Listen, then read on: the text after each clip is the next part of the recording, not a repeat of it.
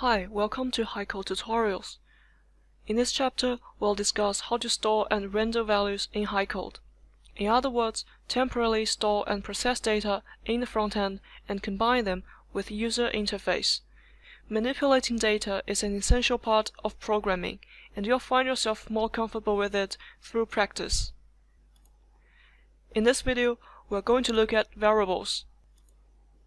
What are their characteristics and how to add them in a project. A variable is originally a math concept. In mathematics, a variable is a symbol and placeholder for a quantity that may change, or any mathematical object. Nowadays, it is also a fundamental concept in programming. Variables are containers for storing data values, and as their name suggests, values of variables usually change a lot when we run the program. They hold values for other widgets to use, and we can assign and reassign its value as we like.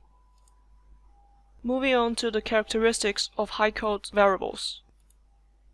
In HiCode, every variable must be identified with unique names, and they are accessed through this name. In HiCode, we usually select the variable we want in the object tree or in drop-down lists. Second, every variable in HiCode has some specific type that determines the range and layout of the value it stores, and the set of operations that one can perform on that variable. In HiCode, we have strings, number, boolean, JSON, array, matrix object, and time variables.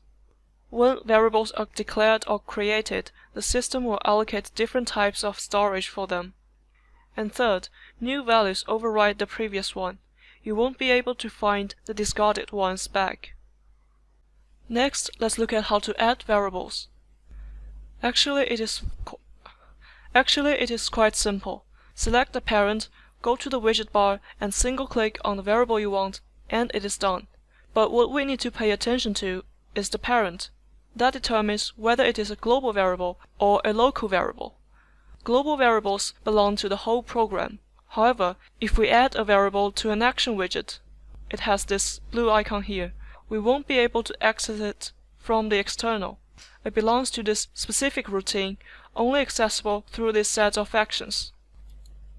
And last, it is a good habit to identify your variables with easy-to-recognize names. Because when we later work on more complicated applications, we're not gonna have just one or two variables. In that case, when we maintain our projects, random variable names will certainly give us headaches. Also, I would suggest sorting variables into different wraps. It doesn't have any actual effect, just to make the editor tidier and more readable. Now I'm going to give you an example of adding variables in the editor. So first, select a parent in the object tree. For now, I'm going to select this stage. And go to the widget bar to find the icons in yellow, and they are the variables. Remember that if you are going to have a lot of variables, and you can group them together with this wrap. And since I'm going to add a variable to the stage, it is a global variable, and I'm going to give this wrap a name called global variable. Now select this wrap and add a string variable to it. Say I want to use this to store usernames. By the way, when you want to rename something, just double-click on it. Giving your objects a proper name is always a good habit. Otherwise, you may lose track of what you are working on later when you have a lot of objects here. And I may need some actions, so I'm going back to the stage and have another wrap for actions.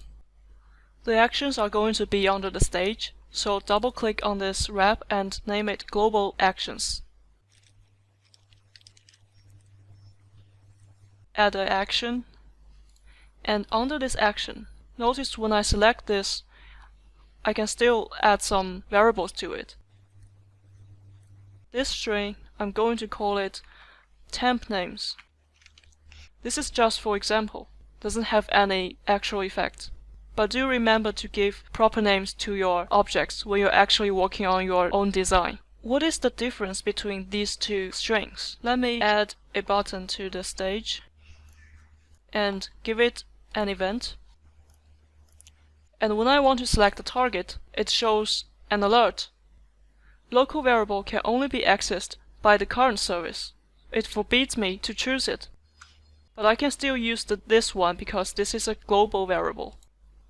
And now we've done with the foundation of variables. And from next lesson, we will introduce these variables one by one. And that is all for this video. Thank you for watching.